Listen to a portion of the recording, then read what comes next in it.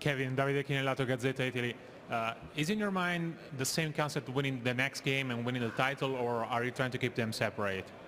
I can't hear you. I'm sorry, Sue. My question was, in your mind, the idea of winning the next game is separate from the fact that winning the next game will bring you the title, or?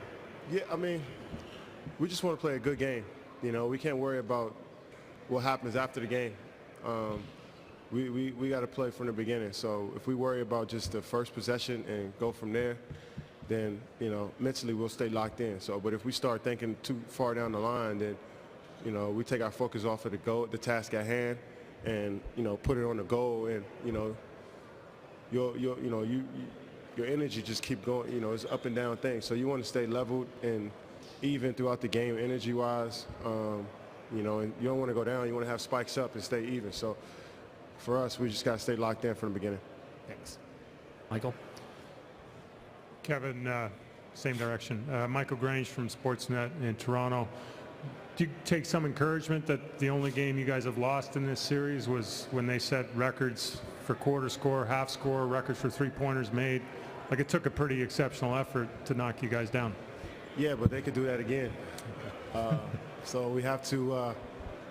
They didn't do it by luck. You know, we didn't play. We didn't play up to the level we were supposed to play at, and they exposed that and took advantage of it and came out and played extremely well. So you got to give them credit for how they played, and it's not only just because we didn't play well. They came out there and took it to us. So you got to give them credit, and they can't duplicate that. So we got to be ready for it. Thank you. Tim Kawakami, Mercury News. Kevin, obviously the first loss in the postseason. What's the mood been for 2 days? You thinking, oh, okay, that's all right, it was going to happen, or are you thinking you need to maybe make some adjustments to go in the next one? Yeah, it's not all right. I mean, we didn't play well. You know, we just gotta make some, like you said, we made some adjustments and watch some film and see how we can get better from it, and try to apply it in Game 5 and be ready to come out there and be ready for a dogfight. So it should be fun. Where, not specifically, but maybe generally, where do you think the adjustments are going to come? Mostly on defense, mostly maybe rotation kind of stuff? I don't know. Back center between the cameras. Yeah, Héctor Torres, La Garata, Puerto Rico. 50 turnovers in the last 3 games for the Warriors. Any concerns? 50. Any concerns heading to Game 5? Just, yeah, not turn the ball over. Not make the silly passes. You know, watching film, we just threw the ball in the direction, you know, in the crowd. They steal the ball. We try to get a foul, steal the ball. We just dribble the ball off our foot, you know, throw the ball away out of bounds with nobody even close to the guy, you know, just stuff like that we got to control. And I think that's, especially on the road, you know, on their home floor, they feed off of that. So we know we can't do that, and especially a dynamic, you know, athletic team like this, we got to make sure we keep the ball in our hands, and, you know, we can't give them like the live ball turnovers. Any credit for the Cavs for those turnovers? Yeah, I mean, they were pressuring, they were getting their hands on some basketballs and getting into the passing lane. So we just got to be smarter and stronger. You guys on the left side in the front. You guys were the best team defending the perimeter this year, the three-point line, and they shoot 24 threes. How much of that is them just being hot? How much of it was breakdowns? And what kind of breakdowns were they? How do you correct them? Well, we gave up, I think every offensive rebound they might have got, they might have hit a 3 on it. You know, Tristan Thompson got probably 2 or 3 in the first quarter, and Kevin Love knocked down some threes, and he got hot. And you know, then J.R. Smith, you know, he's a streaky player, so he hit his first one because, you know, we wasn't on his body. We gave him an open look, and he knocked it down. And then that just opened the floodgates for him. You know, he hit that one near half court, and it looked like a mid-range jump shot because he was in the flow and he had some confidence. So we just can't. If they make tough threes over us, we can, you know, we can almost live with those instead of just like the stare down rhythm. You can make a sandwich before somebody even get out there and shoot, and you knock it down. So we can't just give them open shots. On the other side of the coin, it seems like they're double teaming Steph a lot, coming off screens and stuff like that. How do you beat? How does the rest of the team adjust to that? Just be available for them. You know, when you got 2 on the ball, that means somebody's open. So You know, Steph was doing a good job of taking on a double team and trying to find a passer. Trying to find a pass and the roll man, and we just try to make plays after that. Dave, back right. Hey, Kevin. How are you? Last year in the finals, as a viewer, do you recall when the series went 3-1, what was going through your mind? Did you feel like Cleveland was still in the series? And what was your impression as the comeback unfolded? I didn't watch it. You didn't watch any of the finals? No. Do you normally do that? Not watch the finals? Yep.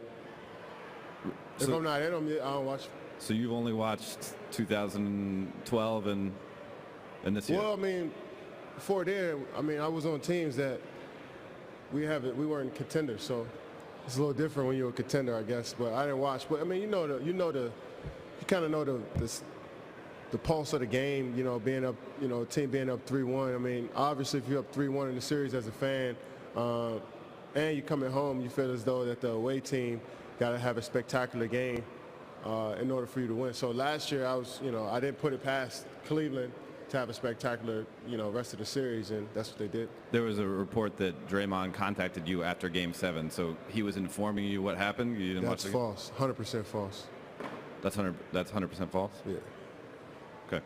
Chris, standing on the right. Chris Haynes, ESPN. Katie, you've been in a similar situation, up 3-1. How difficult is it to match? Draymond talked about it, how Cleveland's desperate. A team like that's desperate, back against the wall. How difficult it is for you guys to match that, knowing that you still have wiggle room, but, they don't? Man, for me, and I think for our team, we know the situation we're in. We know that anything can happen in this league, and we know that, champions don't die. That they just don't lay down and die. So they're gonna come out and play with a sense of urgency, play with that energy from the beginning, and just take it a possession at a time, man. Just focus on what we have to do every time down the court on both ends of the floor, and we'll be fine. And I think both teams feel that way. So just try to take it slow, man. We can't worry about the games that happened before, or we can't worry about what happened in the future. We just got to stay in the moment and help each other out each and every play, and we'll see what happens. Howard in the middle. Howard Beck, Bleacher Report. Kevin, just to quickly follow up on Dave's question. So you're saying that Draymond did not make that call that he said he made a few days ago? No, he didn't make that call. Not right after the game.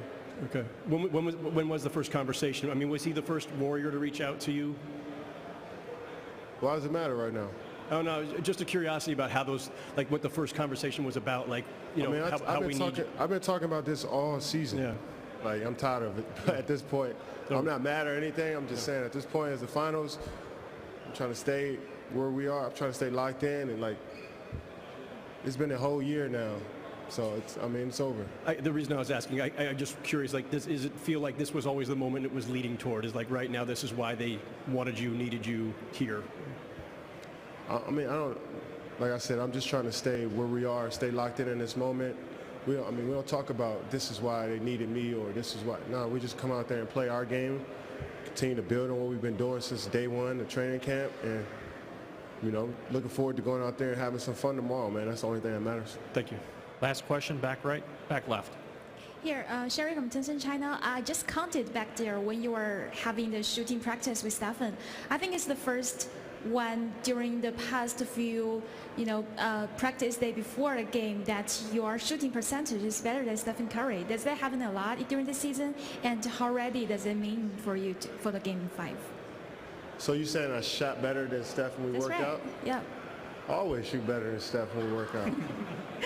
So how ready does that mean for you for the game 5? Hopefully it means that we both come out there and play extremely well tomorrow, and we've been putting the work in, so just rely on that when we need it during the game. So hopefully we both come out there and shoot well tomorrow. Thank you. All right. Thank you, Kevin. Coach Curl.